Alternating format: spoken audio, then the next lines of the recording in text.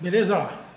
Dando continuidade ao conteúdo da disciplina Gestão na Educação Física e no Esporte 3, falando sobre a Lei Pelé, né? A Lei Geral dos Esportes, vamos nos dedicar agora a falar sobre o desporto de formação.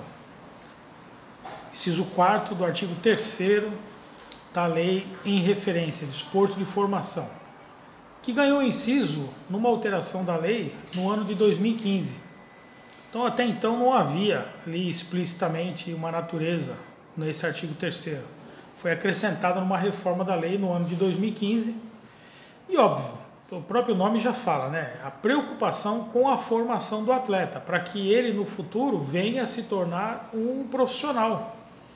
Então, a formação de um atleta está preocupada essencialmente com os padrões de qualidade e técnica que esse atleta vai ter ao desempenhar a profissão. Então a ideia é exatamente formá-lo no quesito físico, formá-lo no quesito técnico, formá-lo no quesito tático, estratégico. Então a lei passou a prever uma série de dispositivos. Na verdade já previa, mas foi melhorado uma série de dispositivos na Lei Pelé, no capítulo que fala do esporte de rendimento profissional, notadamente o artigo 29A, que foi inserido, que nós vamos estar falando no desenvolver desse vídeo, tá? É importante, a entidade de prática desportiva formadora, ela deve celebrar com o atleta em formação um contrato por escrito, um contrato formal, e esse contrato deve ser levado a registro na respectiva entidade de administração do desporto. Nós vamos ver a seguir o porquê que é importante registrar esse contrato. Então, aquele clube formador firma com o atleta um contrato de formação e registra na entidade de administração para deixar claro que o clube está formando aquele atleta. E nós vamos ver o porquê da importância desse registro logo a seguir. Lembrando que a entidade nacional de administração do desporto certifica os clubes formadores no Brasil. Lembrando que esse modelo de formação, o modelo do profissionalismo pode ser adotado por todas as modalidades e obrigatoriamente é adotado no futebol. Então, com certeza, se a gente fizer uma pesquisa no site da CBF, a gente vai ver que ali há uma relação dos clubes considerados formadores pela CBF. Para não correr o risco de esquecer algum item, eu fiz algumas anotações e vou estar consultando essas anotações, mas devo dizer a você que o artigo 29 fala exatamente, o 29 da Lei Pelé fala exatamente sobre essa história do clube formador, do esporte de formação. E o parágrafo 2º do artigo 29 fala uma série de requisitos que devem ser observados para que o clube seja considerado formador e automaticamente receba aquele certificado da entidade nacional de administração do desporto. Tem uma série de requisitos, como por exemplo, olha só, tem que ter um programa efetivo de treinamento. Não pode ser uma coisa aleatória, uma coisa feita esporadicamente. Não. Quando a gente fala de um programa de treinamento, nós estamos falando de uma coisa desenvolvida, de um planejamento, algo metodológico, que vai envolver uma série de aspectos e assim sucessivamente. E fala também do aspecto da complementação educacional, do apoio educacional ao atleta, porque afinal de contas a gente está falando de um adolescente que vai ter uma vida diferente dos demais da sociedade, Por quê? Porque ele, num determinado período do seu dia, da sua jornada, ele vai estar se dedicando à formação como atleta, enquanto que, via de regra, os adolescentes, no contraturno escolar, estariam indo para casa para estudar, para brincar, para se divertir, para praticar lazer. O atleta em formação não, ele vai se dedicar à sua respectiva formação. Então é um dever da entidade de prática desportiva formadora, do clube formador, complementar toda essa fase educacional. ela tem que, para que ela tenha direitos sobre o atleta que ela está formando, ela tem que ter inscrito esse atleta na respectiva entidade de administração do desporto como sendo seu atleta, ou seja, ela deve federar esse atleta há pelo menos 1 ano. E ela precisa inscrever esse atleta em competições oficiais. Então faz sentido, né? Eu treino esse atleta, eu dou condições para que ele cresça na modalidade, tecnicamente, fisicamente, eu federo esse atleta e eu inscrevo ele em competições oficiais, ou seja, eu dou oportunidade de que ele venha a competir. Além disso, pessoal,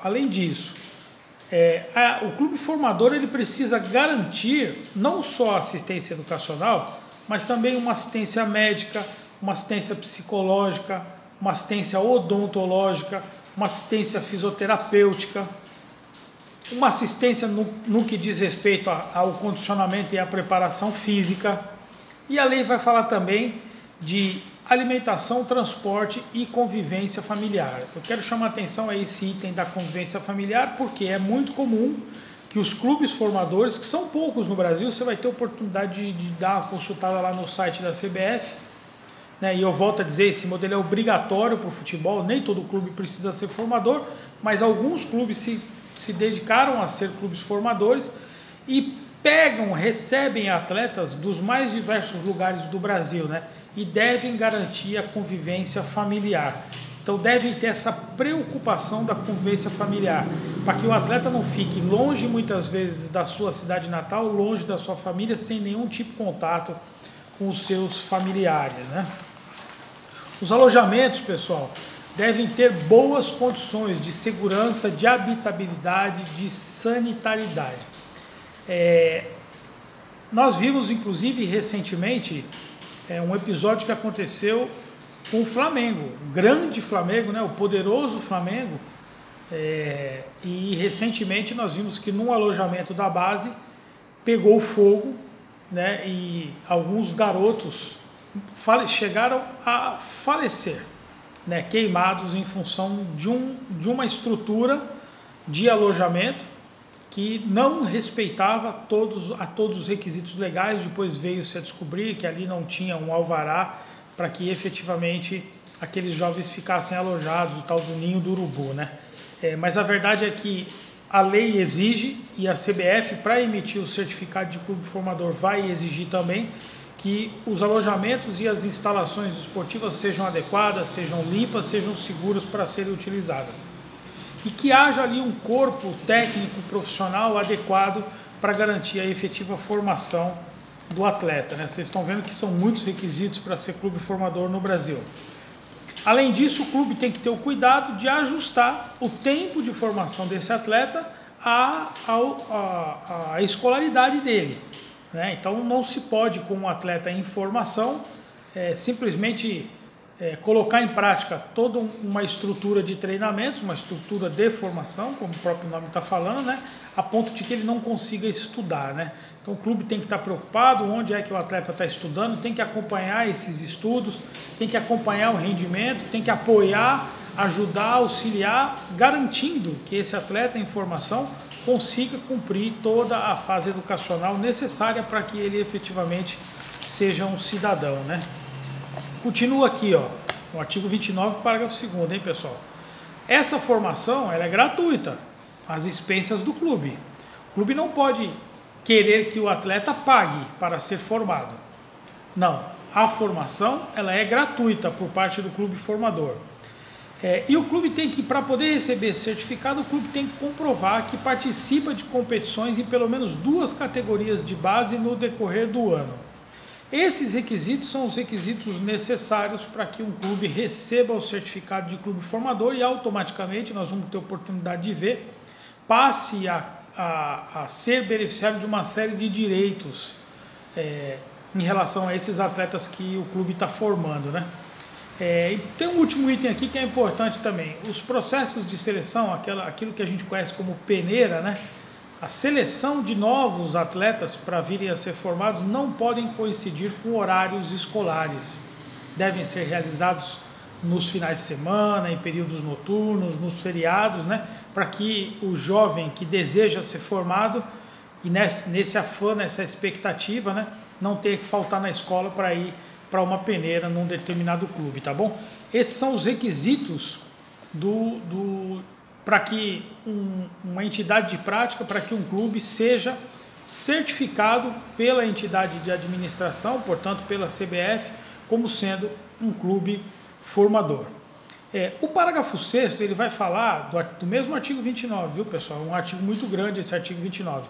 Ele vai falar do contrato de formação, que eu disse a vocês, é importante, é necessário que o clube formador celebre com o atleta em formação um contrato e registre na entidade de administração. Um dos itens desse contrato de formação, 2 itens na verdade eu quero chamar a atenção, é a existência de um seguro de vidas e de acidentes pessoais. Então o atleta em formação, que tem um contratinho assinado, obrigatoriamente tem que ter por trás de si um seguro de vida e de acidentes pessoais. Assim como, lembra, nós falamos a respeito do atleta profissional, que também deve ter, também às expensas do clube, um seguro de vida e de acidentes pessoais reservado para lhe garantir, para lhe preservar. E também o inciso 4º desse parágrafo 6º do artigo 29, ele fala que é muito importante que nesse contrato conste todos os itens de investimento da parte do clube formador. Porque, afinal de contas, formar um atleta gera um custo. Então é importante relacionar absolutamente todos os itens que estão sendo investidos, então alojamento, uniforme, alimentação, transporte, seguro, treinamento, competição, inscrição, tudo, absolutamente tudo deve ser relacionado e nós vamos ver por quê. Porque se depois o atleta deixar o clube na mão, assinar contrato com outro clube, o clube formador terá direito a uma indenização, nós vamos ver isso logo em seguida. Importante que nesse contrato que o clube firma com o atleta, poderá se prever o recebimento de uma bolsa de estudos, um apoio, um auxílio financeiro ao atleta que está sendo formado, tá? Então, além do atleta não pagar nada, pode ser que ele ainda ganhe um dinheirinho para que ele seja formado e isso, de alguma certa maneira, auxilie com outros custos que esse atleta poderá ter durante o processo da sua formação. Ora, você deve estar se perguntando, mas por que um clube resolve, então, estabelecer um contrato de formação, ter que pagar médico, psicólogo, dentista, da alimentação, da uniforme, da transporte, da alojamento, da convivência familiar, escrever para competição, levar para competir? Por que tudo isso? Porque quando o atleta atinge 16 anos, o clube formador passa a ter o direito de celebrar com esse atleta o primeiro contrato de trabalho de atleta profissional, né? Esse primeiro contrato, os contratos de trabalho dos atletas profissionais, nós já vimos isso, né, pessoal? No mínimo 3 meses e no máximo 5 anos. Então, aquele clube que investiu na formação do atleta, quando o atleta faz 16 anos, ele pode chamar o atleta e dizer: olha, eu quero assinar o primeiro contrato de trabalho do atleta profissional. Se o atleta, melhor dizendo, se nega a assinar o contrato e assina, por exemplo, com outro clube, aquele clube que é formador passa a ter direito a uma indenização de 200 vezes tudo aquilo que ele gastou para formar o atleta. Essas 200 vezes está no artigo 29, parágrafo 5º, inciso 2º, tá? 200 vezes de tudo aquilo que foi gasto, então é por isso que aquela cláusula do contrato tem que ter, né? 200 vezes tudo aquilo que foi gasto na formação do atleta será a indenização do clube formador que não conseguir, por oposição do atleta, assinar o primeiro contrato de trabalho de atleta profissional, tá bom? Agora, nada impede que o clube formador, desinteressado em assinar esse primeiro contrato de atleta profissional com o atleta que ele formou, né? Nada impede que ele libere o atleta para que ele seja formado por outro clube. Aliás, para que ele assine contrato com outro clube. Aliás, é muito comum que isso aconteça, né? O que o clube formador faz? Ele celebra um contrato de trabalho com um atleta que ele formou e na sequência empresta esse atleta para que ele então vá iniciar sua carreira num outro clube, adquirir experiência, né? No fundo terminar a sua formação e quem sabe no futuro voltar para o clube formador de origem. Lembrando que essa multa de 200 vezes o custo da formação devida, no caso do atleta, se negar a assinar o primeiro contrato de trabalho de atleta com o clube formador, será devida pelo clube que contratou o atleta, não é pelo atleta, é pelo clube que contratou o atleta, tá? Furando então automaticamente esse direito de celebração do primeiro contrato de trabalho profissional. O clube não só tem o direito de assinar o primeiro contrato de atleta profissional, que nós vimos pelo prazo de até 5 anos, mas ele tem preferência na primeira renovação, né? Por mais 3 anos, é o direito de preferência. Então esse é o mecanismo que existe na legislação brasileira para fazer com que um atleta formado por um determinado clube permaneça por esse determinado clube. 5 anos no primeiro contrato, mais 3 anos na primeira renovação, são 8 anos, né? 16 mais 8, 24. Esse é o mecanismo que existe e nós vimos que é possível fazer a rescisão do contrato, é só pagar a cláusula indenizatória esportiva, né? Prevista lá. Nós já falamos a respeito disso, que é uma cláusula obrigatória para ter no contrato. Existe todo um procedimento no artigo 29, né, pessoal? Parágrafo 7º, a respeito de como é que isso acontece, né? Porque, na verdade, quando o primeiro contrato do atleta profissional, aquele de 5 anos, né? Pode ser até 5 anos, pode ser feito por menos tempo, mas suponhamos que seja assim, quando ele está chegando no final, o clube formador tem que formalizar uma proposta ao atleta dizendo, olha, eu tenho interesse em renovar o contrato com você, exercer o meu direito de preferência, né? O atleta tem que responder isso formalmente. Se por acaso há uma outra proposta, essa proposta tem que ser colocada na mesa e o clube formador tem o direito de dizer, eu igualo essa proposta, e no caso de igualar a proposta, o atleta tem que ficar no clube que lhe formou, ou então eventualmente pagar a multa existente no contrato para que ele então possa efetivamente se transferir, tá? Para finalizar os direitos de um clube formador, pessoal, existe no artigo 29A, tá? Foi colocado na legislação brasileira, de que para as transferências nacionais, 5% das transferências nacionais de toda a carreira de um atleta pertencerão ao clube formador, né? Então, aquele que forma não só tem o direito de celebrar o primeiro contrato por 5 anos, preferência na renovação por mais 3, e no caso de uma rescisão, receber a cláusula indenizatória desportiva, né? Mas ele também tem o direito de receber 5% do valor de todas as transferências que serão feitas futuramente na carreira desse atleta, né? A legislação no 29A da Lei Pelé determina que dos 14 aos 17 anos durante a formação será devido 1% por cada ano de formação, e dos 18 aos 19 mais 0,5%, né? Totalizando então os 5%, porque às vezes acontece que um determinado atleta comece a sua formação num determinado clube e depois termine a sua formação em outro clube. Por isso que a lei determina essa questão da porcentagem, né? E a entidade que está fazendo o pagamento da transferência do atleta já reserva 5%, vê na entidade de administração se esse atleta foi formado, por que clube foi formado, e divide automaticamente essas quantias devidas nos termos do artigo 29A. E a mesma coisa existe para as transferências internacionais, pessoal. Chama-se mecanismo de solidariedade lá da FIFA, tá? É um pouquinho diferente, porque ela já fala dos 12 aos 23 anos, né?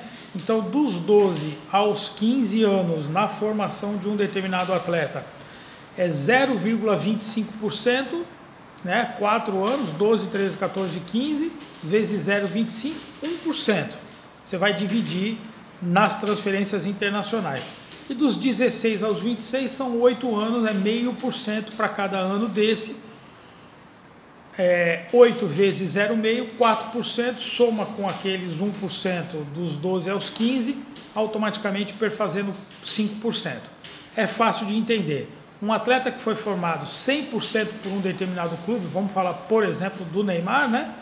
Automaticamente esse mecanismo de solidariedade nas transferências internacionais é 100% do Santos. Tá? Às vezes um determinado atleta é formado por mais de um clube e aí automaticamente vai se dividir nos termos previstos na lei, tá bom? Eu queria agora, para finalizar, chamar a atenção ao artigo 27C, né, que fala sobre o gerenciamento da carreira do atleta, né?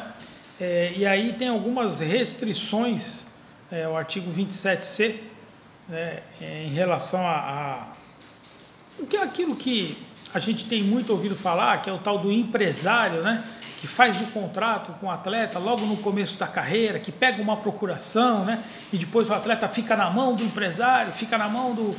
Então, eu quero chamar a atenção ao inciso 6º do artigo 27C, dizendo que é nulo o contrato que verse sobre o gerenciamento da carreira de atleta em formação com idade inferior a 18 anos. Esse contrato é nulo, ele pode ser derrubado e quebrado na justiça. Os empresários que prometem gerenciar a carreira dos atletas, né, que a gente sabe que tem muito disso no esporte profissional, precisam adotar outros mecanismos. A lei, na verdade, veda o gerenciamento da carreira de atleta em formação menor de 18 anos. Tá bom, pessoal? Um abraço.